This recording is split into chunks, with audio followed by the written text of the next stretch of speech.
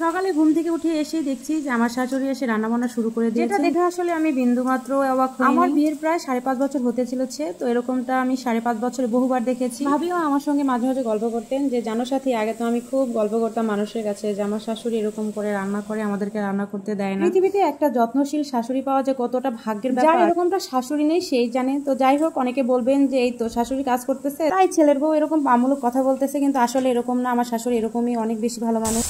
শাশুমা যাবে রাজশাহীতে বেড়াতে, তার আগে আমাদের জন্য রান্না করে দিয়ে যাচ্ছে। বাংলার ঘরে ঘরে এরকম শাশুড়ি জন্ম নিক, যাতে বউ মারা সুখে শান্তিতে বসবাস করতে পারে।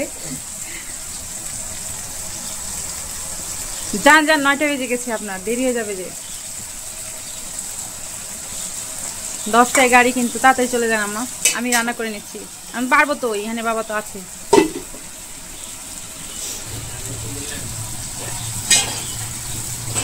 দেখো বলছি তা শুনছে না।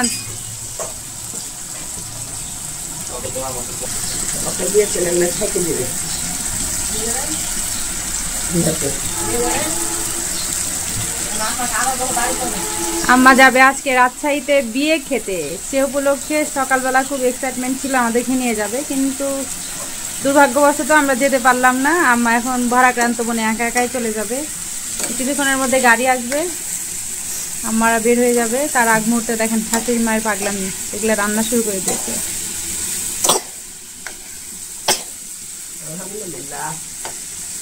এমন রান্না দিচ্ছে দিদামণি,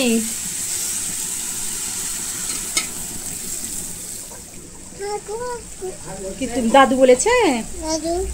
দাদু বলেছে আমার শাশুড়ি এমনই অনেক বেশি যত্নশীল। তিনি যেখানে যান না কেন রান্নাবান্না সব কমপ্লিট করে দিয়ে যান, কেননা ভাবি তো সব কিছু রান্না করে, আর ভাবি না থাকলে তখন আম্মা সব কিছু রান্নাবান্না করে কমপ্লিট করে দিয়ে যান। কেননা আমার বাবু তো অনেক বেশি ছোট, আর ও অনেক বেশি জ্বালায়, মানে বলতে গেলে ও একটু দুষ্টু। সেজন্য আসলে আমার পক্ষে একা রান্না করা সম্ভব হবে না বলে আম্মা সব রান্নাবান্না কমপ্লিট করে দিয়ে যাচ্ছেন। আর এদিকে খালা আম কাটতে কাটতে একদম শহীদ হয়ে যাচ্ছে। অবশেষে আম কাটা শেষ হলো। এগুলো কি ফ্রিজে রেখে দিবে তাই বলেছে? ফ্রিজে রাখবে তাই বললো তো, ফ্রিজে রেখে দেবো। ধুয়ে দেবো কি? হ্যাঁ ধুয়ে দিবেন হয়তো একটু নাকি। আব্বা যে একেবারে সেজে গুজে বসে আছেন, কোথায় যাবেন আব্বা? রাজশাহী যাবো। রাজশাহী কেন যাবেন? বিয়ে বাড়িতে।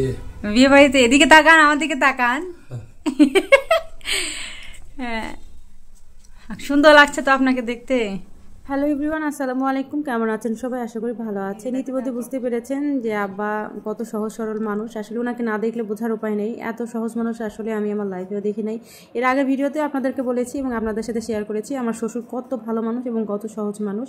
সেটা আসলে ওনাকে না দেখলে কেউ বুঝতে পারবে না এবং জানতে পারবে না। যাই হোক, নিজের শ্বশুর বলে বলছি না, এটাই বাস্তব আর এটাই সত্য কথা। তো চলে এসেছে গাড়ি, ইতিমধ্যে দেখতে পেয়েছেন আপনারা। মূলত আজকে একটা বিয়ের প্রোগ্রাম ছিল, সেজন্য সকাল সকাল আব্বা আম্মা বের হয়ে পড়ছেন, যাবেন রাজশাহীর উদ্দেশ্যে। রাজশাহীতে আমার শ্বশুর মশাইয়ের বোনের নাতির বিয়ে, তো সেক্ষেত্রে উনি যাবেন বোনের বাসায় বিয়ে খেতে। আর এই হচ্ছে আমাদের কুড়ে ঘর, এই কুড়ে ঘরটাতে আমরা সবাই মিলেমিশে থাকি। মোট কথা ইতিমধ্যে আমি আপনাদের সাথে শেয়ার করেছিলাম যে আমরা সবাই জয়েন্ট ফ্যামিলিতেই থাকি। এই বিয়ে প্রোগ্রামটাতে আমাদের ফ্যামিলির সবার যাওয়ার কথা থাকলেও ভাইয়া ভাবি যেতে না পারায় আমরা যাই না, কেননা ভাবির মন খারাপ হবে বলে আমরা যাইনি। সবচেয়ে বড় কথা, আমার খুব ইচ্ছে ছিল যাওয়ার, কেননা আমার বিয়ের প্রোগ্রামগুলোতে অ্যাটেন্ড করতে খুবই ভালো লাগে। আর এদিকে আমার শাশুড়ি আম্মা মোটামুটি রেডি হয়ে বের হয়ে পড়েছেন, ওনার জন্য সবাই অপেক্ষা করছিল। আম্মা রেডি হওয়া হলেই আব্বা আম্মা বেরিয়ে পড়তেন, সেজন্য বাইরে সবাই অপেক্ষা করছিল আম্মার জন্য। তো ইহানের বাবা ইহান দাঁড়িয়ে আছে, ইহানকে আদর করে দিয়ে চলে যাচ্ছে। আমার তো মন খারাপ ছিল অনেক বেশি যে ইহান এবং আমাদেরকে কাউকে নিয়ে যেতে পারেনি, সেজন্য আমার খুবই মন খারাপ ছিল। বর্তমান সময়ে শ্বশুর শাশুড়িরা নাকি অনেক খারাপ। সোশ্যাল মিডিয়া থেকে শুরু করে বিভিন্ন নিউজ পেপার সহ বিভিন্ন গণমাধ্যমে আমরা শুনতে পাই যে মেয়েরা নির্যাতিত, অনেক বেশি নিপীড়িত শ্বশুর শাশুড়ি দ্বারা। কিন্তু আলহামদুলিল্লাহ আমি এদিক থেকে অনেক বেশি ভাগ্যবতী। ওনারা দুইটা মানুষ আমাকে একদম নিজের মেয়ের মতো স্নেহ করে ভালোবেসে আগলে রাখে। আমি চাই পৃথিবীর বুকে সকল মেয়েরাই যেন এরকম শ্বশুর শাশুড়ি পান। প্রত্যেকটা মেয়েই যেন তার শ্বশুর শাশুড়ির কাছে নিজের সন্তানের মতো আগলে থাকে, এটাই আসলে চাও, এটাই আসলে কামনা। টাটা। তো ঠিক আছে ভিউয়ার্স, আজকে পর্যন্তই। সবাই ভালো থাকবেন, সুস্থ থাকবেন এবং আমার ভিডিওটি কেমন লেগেছে সেটা কিন্তু অবশ্যই কমেন্টে জানাবেন। আল্লাহ হাফেজ, আসসালামু আলাইকুম।